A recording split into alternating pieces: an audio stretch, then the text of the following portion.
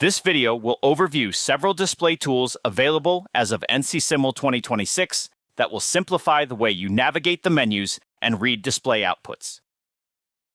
The first is the number of digits displayed when using the measurement tools or the comparison module. The default is 6, but perhaps 4 is enough as called out by your part prints. Found under File and Preferences, then Display, changing the number here will change it for all projects contained in the current work environment. Now, the display is limited to 4 trailing decimal places. You may notice that the values are clearly output in the information window at the bottom of the screen, but can be difficult to read in the 3D display. To optimize this, head back to the Preferences and expand the Colors section and General. Here, there is an option to create a text background, which I will make white.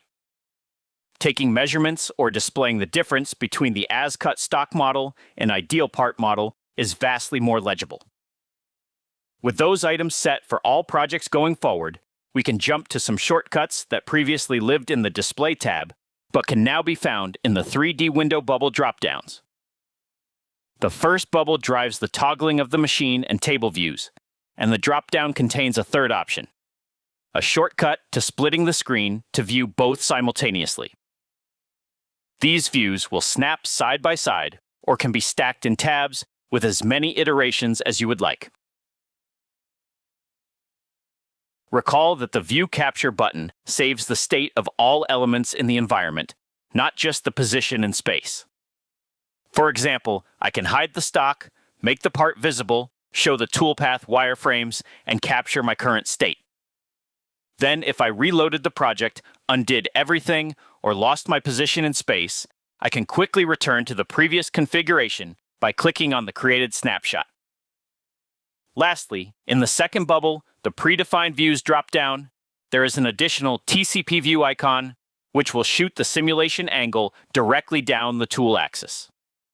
It's a quick way to align yourself directly over the part, where you could then right-click the tool and set it to wireframe to watch the material removal through it. Remember, you can always double-click in the trihedron in the bottom left corner to quickly snap to the nearest 45-degree angle or make the view flush to the setup. Utilization of these navigations features will help you efficiently dart around the NC Simul environment, allowing you to see exactly what you need to certify before sending a safe and error-free program to run on the machine.